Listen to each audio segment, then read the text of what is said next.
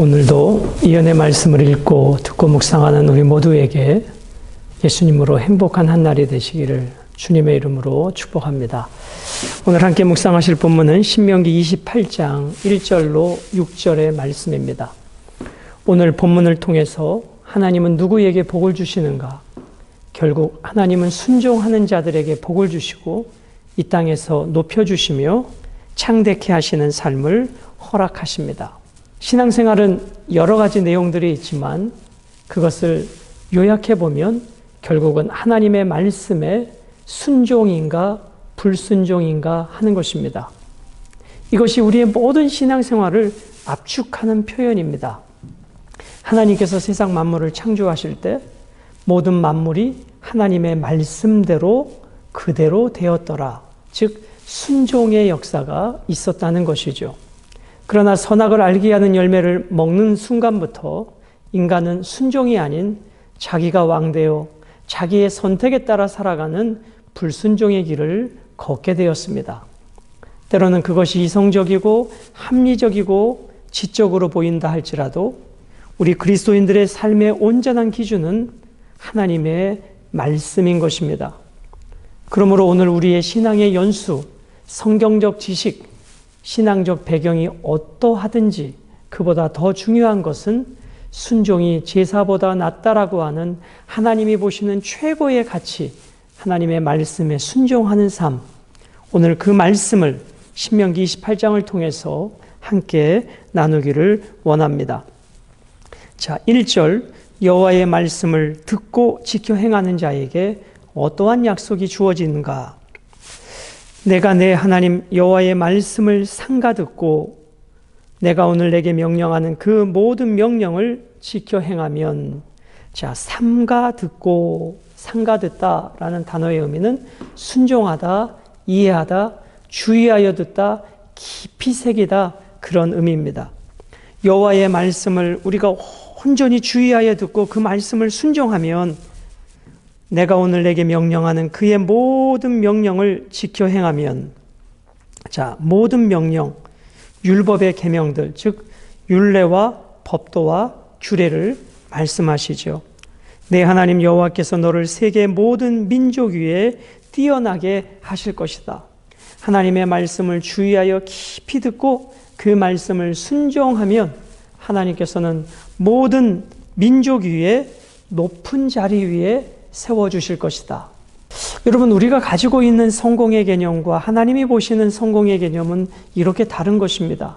우리의 힘과 우리의 노력으로 높은 자리에 세워지는 것은 바벨탑을 쌓는 것과 같습니다. 그러나 하나님께서 하나님의 은혜에 의하여 높이 세워주시는 것은 하나님의 영광을 드러내게 될 것입니다.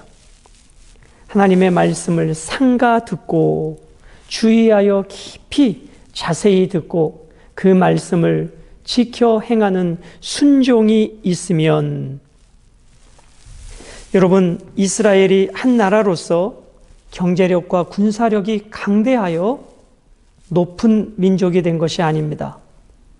하나님의 말씀에 순종할 때 하나님께서는 그 모든 것들을 따라오게 하신다는 것입니다. 하나님께서는 이스라엘 민족에게 복을 주셔서 다른 나라들보다 모든 면에서 뛰어나게 하실 것입니다. 이것은 그들의 힘이 아닌 하나님의 은혜요, 백성들에게 주어지는 것은 결국 순종이었습니다. 2절과 3절은 말씀을 청종하는 자에게 주어지는 복에 대하여 말씀하십니다. 내가 내 하나님 여호와의 말씀을 청종하면, 이것은 1절에 삼가 들으면, 같은 맥락의 의미죠. 이 모든 복이 내게 임하며 내게 이르리니, 자, 복이 내게 임하며, 임하다라는 말은 따라가다, 그런 뜻입니다. 즉 축복의 대상을 끝까지 추격해서 끝내 그 축복을 안겨주시는 것을 말씀하고 있습니다. 즉 하나님의 말씀을 청종하는 자에게는 하나님께서 끝까지 그 사람을 추격하여 복을 안겨주신다.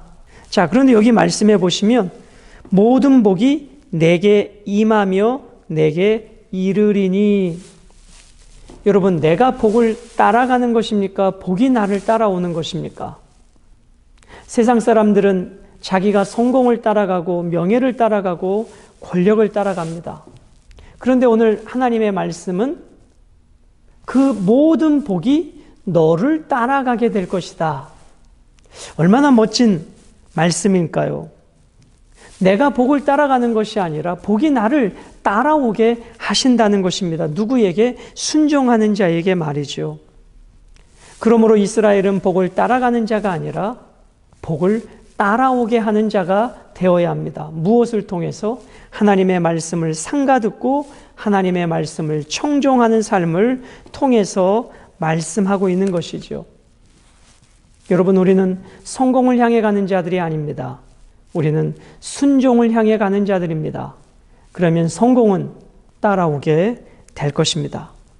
우리가 순종할 때 내 자신뿐만 아니라 가정과 교회 공동체까지 그 복을 받게 될 것입니다.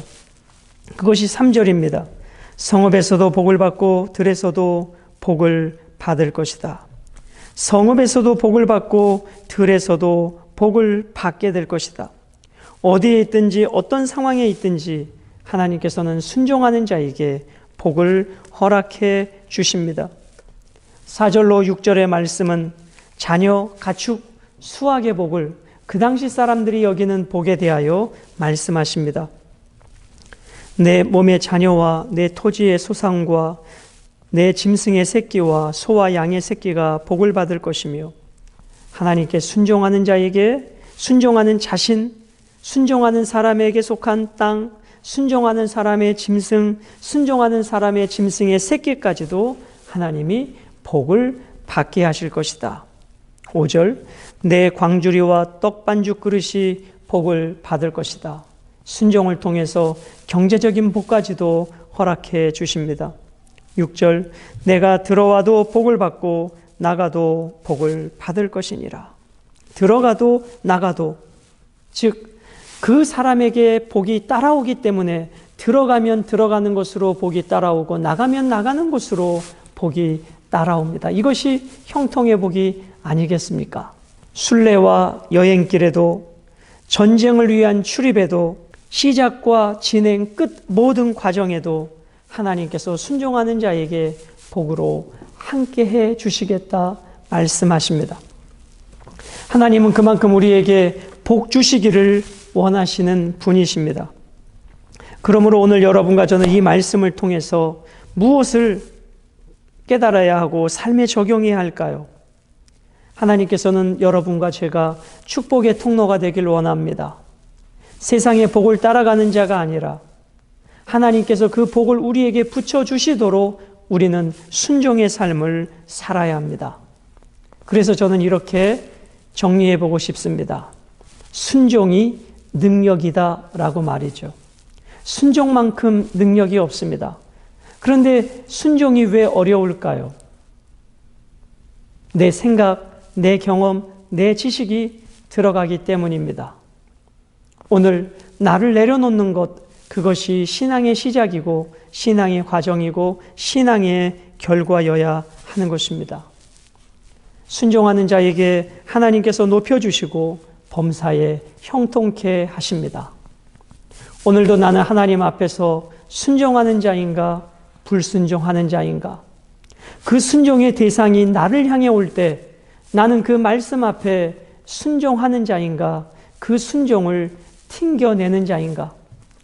물론 순종을 튕겨내는 데에는 자기 자신만의 이유와 논리가 그리고 삶의 경험치가 있을 수도 있을 것입니다.